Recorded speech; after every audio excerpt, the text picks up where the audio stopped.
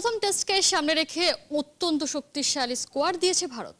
ব্যাপারটা কি, টাইগারদের ফর্মের কারণেই কি বাড়তি সতর্কতায় টিম ইন্ডিয়া, নাকি পুরোপুরি পেশাদারিত্ব মাস্টার প্ল্যানের অংশ?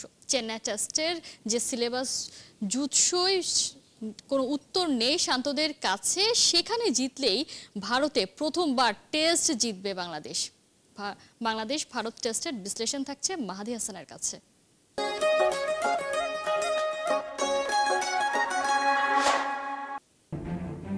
পরীক্ষা নিরীক্ষা করার দুরন্ত সুযোগ বাংলাদেশের মতো পিছিয়ে থাকা টিমের বিপক্ষে টেস্ট সিরিজের সাম্প্রতিক অতীতের প্রিয় ফর্মুলা ভারতের। কোনো না কোনো কম অভিজ্ঞ তরুণকে চান্স, উইকেটের আচরণ অনুযায়ী সেরা দলটা না দেওয়া ইচ্ছে করেই। তবে প্রথম টেস্টের জন্য যে স্কোয়াড দিয়েছে টিম ইন্ডিয়া, যেন বাংলাদেশের সাথে খেলা নয়, খেলা ওয়ার্ল্ড টেস্ট চ্যাম্পিয়নশিপের ফাইনালের।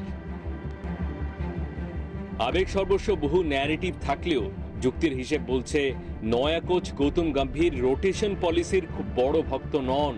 আগের কোচেদের মতো বিশেষ করে ওস্তাদ হিসেবে শুরুতেই নিতে চাচ্ছেন না মান হারানোর ঝুঁকি। চিপক টেস্টের সম্ভাব্য যে একাদশ, আকাশ চোপড়ার অ্যানালাইসিসে বরং ঠিকরে বেরোচ্ছে প্রফেশনালিজম। পরিষ্কার যে চেন্নাইয়ের স্পিনিং ট্র্যাকের চাহিদা মোতাবেক টিম ইন্ডিয়ার 11 হবে পুরোপুরি স্পিন নির্ভর। চিপকে হওয়া সবশেষ টেস্টে ভারতের নেওয়া 20 উইকেটের মধ্যে 17টাই ছিল স্পিনারদের। এই ট্র্যাকে একদিকে যে কোনো পিচে match winner mystery off spinner Ravichandran Ashwin, আরেকদিকে দুই বাহাতি অফ স্পিনার রবীন্দ্র জাদেজা আর অক্ষর প্যাটেল। অন্য প্রান্তে বাহাতি চায়নাম্যান কুলদীপ যাদব, যার ডেলিভারি পড়তে ভয়াবহ হিমশিম খেয়েছে শান্তরা বরাবরই।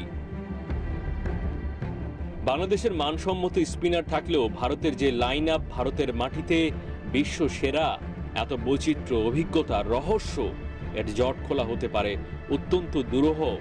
পেসে যদি সমানে সমান টেক্কা দেওয়াও যায়, ব্যাটিংটা যদি ক্লিক করেও, ভারতের চার পাণ্ডব স্পিন অ্যাটাকের গুণগত মান সম্ভবত দুই দলের মধ্যে সবচেয়ে বড় পার্থক্যের জায়গা।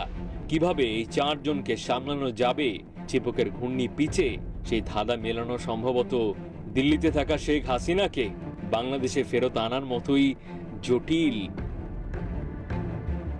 মাহাদি হাসান, ৭১।